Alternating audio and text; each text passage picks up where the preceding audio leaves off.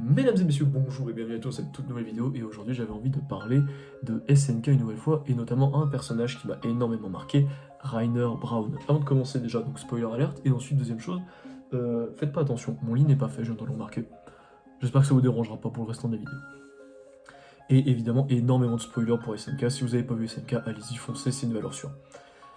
Rainer Braun, donc c'est donc un soldat eldien issu de Mar qui du coup obtient le titan cuirassé et qui ensuite voilà, est envoyé sur Eldia pour détruire les murs, etc. Voilà. Si vous avez vu la série, c'est assez simple voilà, de cerner le personnage parce que c'est un personnage qui est très apprécié pour la plupart des gens et dont moi. Voilà. Ce qui fait que j'aime bien Rainer, en fait en général dans cette série, c'est quand même que c'est un personnage qui est très humain et c'est même le plus humain de tous en vérité sur beaucoup de points.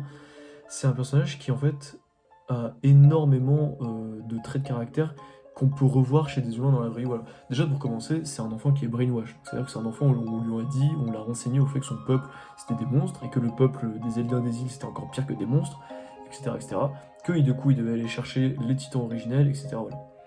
Donc déjà il est envoyé comme ça par là. Une fois envoyé, et il y a l'un de ses amis qui meurt après qu'il a appris qu'en fait le fait qu'il ait été choisi c'était une erreur, qu'il n'aurait pas dû être choisi pour être le possesseur du titan cuirassé. Enfin voilà, c'est...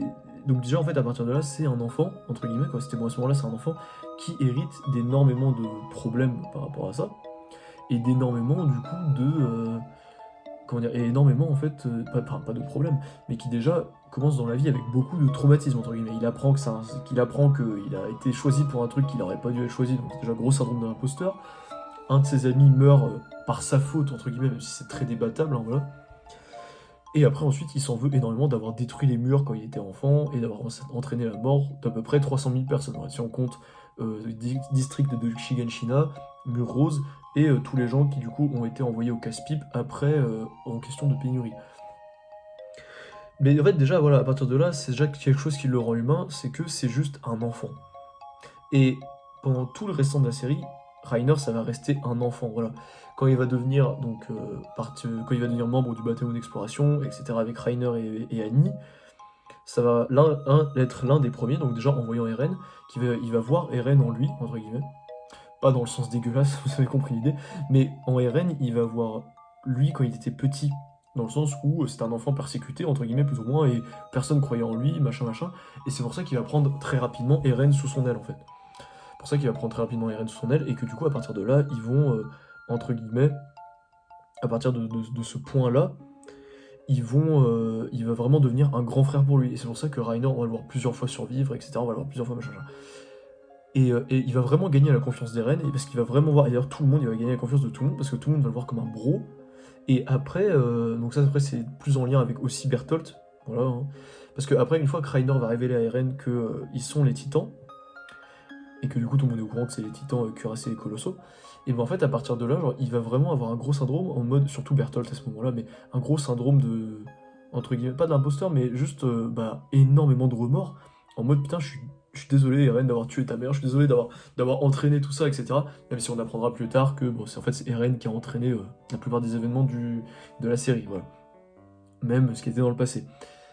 Et c'est là du coup que Rainer, pour moi, c'est un personnage qui est important, c'est que en plus, à partir de là où du coup il a fait sa mission, il a foiré sur plein de points différents, et que pour lui-même, et ça c'est quelque chose qui est plus ou moins dit dans la série, mais enfin voilà, comme ça c'est quelque chose qui se ressent, c'est quand même lui-même un personnage qui a tendance à se détester, entre guillemets, et surtout un personnage qui a tendance à juste se voir comme un raté.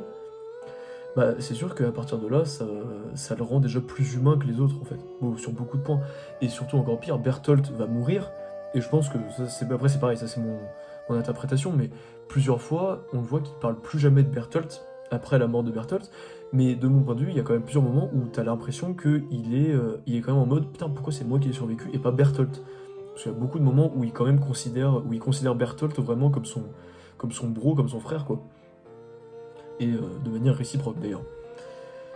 Et c'est sûr que ouais, en fait, pareil, à un moment il est pris en otage, donc au moment de la bataille de Revelio, où Eren se transforme en titan et commence à détruire Mar, euh, il est pris en otage au début machin, il réussit à se cristalliser en protégeant Falco, et après une fois qu'il a réussi à faire ça, il revient, quand il réussit à reprendre possession de son titan cuirassé, pour aller essayer de péter la gueule à Eren, et il réussit à empêcher la mort de Porco. Bon, Porco qui finira par mourir plus tard, hein, voilà.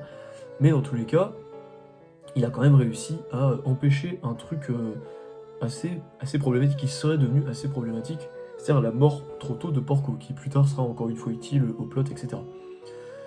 Et en fait, c'est ça pour moi qui rend Reiner humain, c'est que tout au long, et déjà j'ai même pas précisé, mais l'un des trucs les plus importants, c'est que au fur et à mesure, on voit vraiment sa maladie mentale ressortir plusieurs fois, dans le sens où on voit que Reiner, plusieurs moments, en fait, il est en mode, putain, attendez, mais le bâtiment d'exploration, il est où, etc., machin, et il a ses PTSD comme ça, des espèces de, donc des PTSD, donc des stress post-traumatiques, quoi, où il est en mode, putain, mais ils sont où mes compagnons, etc., et il oublie presque qu'il est soldat de Mar à des moments. Et justement, et moi, c'est la preuve que, ouais, même quand il revient à Mar et que les gens ils disent, ouais, raconte-nous Reiner, comment c'était avec ses démons, etc. Et lui, à chaque fois, il est en mode, il est dans ses pensées et tout, il repense, il est en mode, putain, c'est vrai que c'était Et à chaque fois, il en décrit, il en fait toujours un beau dessin, entre guillemets, et à chaque fois, il est en mode, c'était des gens bien. C'était pas des gens comme on dit, nous, et ouais. C'est pour ça, genre, juste, en fait, Reiner, ce qui le rend autant attachant, et c'est aussi à la fin, donc voilà. À la fin, attention spoiler, du coup, attendez là, pour ceux qui ont regardé que l'animé et qui n'ont pas lu la fin avec les mangas, gros spoiler, quittez la vidéo. Mais du coup, en fait, à ce moment-là, il y a Eren qui devient un monstre, ouais, comme on le voit, et il y a tous les gens, dont Reiner, qui vont essayer de le stopper et qui réussissent à le stopper à la fin, voilà, à empêcher une partie du grand terrassement. Et notamment, lui, à ce moment-là, il sera utile en se protégeant face aux coups des titans marteaux qui ont été ramenés à la vie, les anciens titans marteaux qui ont été ramenés à la vie par Ymir, et il défend les autres grâce à sa cuirasse par rapport à ça, et même à la fin, il réussit à, entre guillemets, vraiment à sauver le monde, entre guillemets, avec les autres. Donc c'est-à-dire que si Reiner n'aurait pas été là à la fin, il n'aurait pas pu sauver le monde et obtenir sa rédemption, machin. Mais en conclusion, en fait, ce qui fait que Reiner est un personnage qui, pour moi, est vraiment un personnage le plus intéressant, c'est que c'est un enfant, en fait. C'est un enfant qui a été emmené dans la guerre beaucoup trop tôt, c'est un enfant qui a été obligé de faire des choses beaucoup trop tôt aussi, entre guillemets, et sans son libre arbitre, on lui a mis des choses dans la tête, on lui a fait croire des choses, et il aura été manipulé jusqu'à la fin, entre guillemets, jusqu'à ce qu'il réussisse à trouver sa rédemption par les soldats de Mar, etc. Parce qu'en fait, c'est un gars aussi, surtout, Reiner, qui est tiraillé entre ces deux vies. Il est tiraillé entre la vie qu'il a eue sur Eldia avec les Eldiens de l'île, et il est tiraillé avec sa vie qu'il a eue sur Mar, avec sa famille, etc. Qui, eux, du coup, depuis qu'il est devenu titan, depuis qu'il est devenu guerrier, a obtenu vraiment, ils ont obtenu une vie, une belle vie en fait quoi. Et toute sa famille qui pense d'ailleurs qu'il est devenu titan, qu'il est devenu guerrier grâce à ses pouvoirs, etc., grâce à sa puissance, etc. Alors qu'en plus c'est dû à une imposture à la base. Enfin, c'est juste que Reiner, ouais, c'est un imposteur du début jusqu'à la fin. Et en fait, c'est ce qui rend le personnage aussi beau, entre guillemets, dans tout ça. C'est que pendant longtemps, on nous montre le personnage un peu en mode putain, Reiner, espèce de salopard de Reiner, d'avoir détruit le mur, etc. Alors qu'en fait, c'est une victime. Et c'est une victime dans tout ça, etc. Et même jusqu'à la fin, il aura fait que suivre les ordres.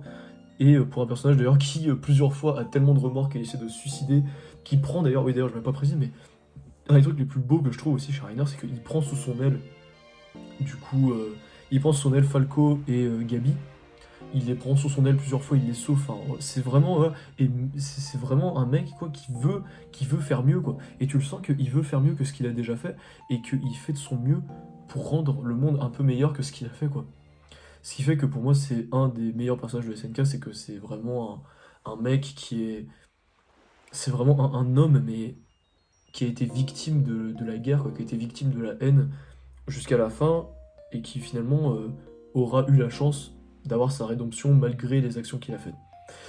Sur ce, mesdames et messieurs, ce sera tout, et je ferai certainement une vidéo une prochaine fois sur Eren, et sur un autre personnage secret que j'aime beaucoup, que j'apprécie particulièrement, dont on parlera dans une prochaine vidéo. Sur ce, mesdames et messieurs, prenez soin de vous, et si vous n'avez pas vu l'attaque des titans, allez voir, c'est un vrai banger.